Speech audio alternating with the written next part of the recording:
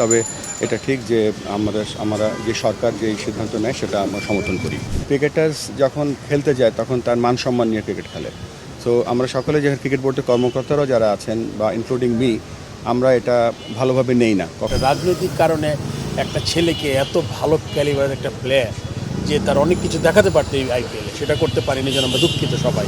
আপনারা জানেন যে আমরা ক্রিকেট বোর্ডের যারা আমাদের ডিরেক্টরস আছেন সবাইকে নিয়ে দুটো মিটিং করেছি এই সিদ্ধান্ত নেওয়ার আগে, এবং দুটো মিটিংয়ে আমরা সিদ্ধান্ত নিয়েছি সেগুলো আপনারা অলরেডি জানেন যে আমরা এই মুহূর্তে সিকিউর ফিল করছি না আমাদের টিমটা ভারতে গিয়ে বিশ্বকাপ খেলুক।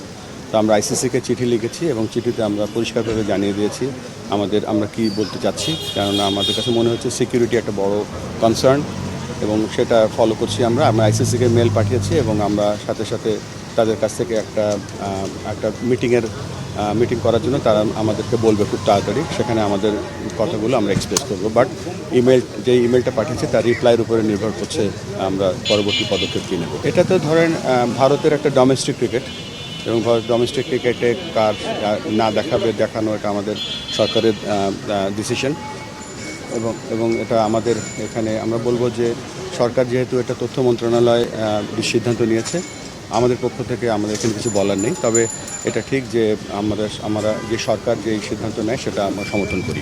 আমরা তো জানি না কি ফিডব্যাক আসবে, তবে আমরা যে ক্লজগুলো দিয়েছি সেগুলো উইদিন দি এমপিওর মধ্যেই আছে। বিসিসিআইয়ের সাথে আমাদের যোগাযোগ নেই, আমরা আইসিসির ইভেন্টের জন্য আইসিসির সাথে যোগাযোগ করি না। আজকে তো আমরা শুধুমাত্র শোক বইতে লিখতে এসেছিলাম, এই প্রসঙ্গে আমরা এখনো আলোচনা হয়নি। না, এটা তো আমরা তো দু দেশের ক্রিকেট তো এটা বাইল্যাটারাল সিরিজ যেগুলো হবে, বিশ্বকাপে খেলা হবে, এগুলো একটা ব্যাপার, আর বিশ্বকাপে খেলতে যাওয়া আর সিকিউরিটি আরেকটা ব্যাপার। সো আমরা আপাতত বিশ্বকাপের যে ব্যাপারটা আছে সেটা নিয়ে আমরা চিন্তা করছি। দেখেন, মোস্তাফিজ আমাদের দেশের অন্যতম একজন খেলোয়াড়, আমাদের ইতিহাসের অন্যতম সেরা ফাস্ট বোলার, এবং আমরা এখানে ফারুক ভাই আছেন, খালেদ মাসুদ পাইলট আছেন, এখানে অনেক ক্রিকেটার্সরা এখানে আছেন। ক্রিকেটার্স যখন খেলতে যায় তখন তার মান সম্মান নিয়ে ক্রিকেট খেলে।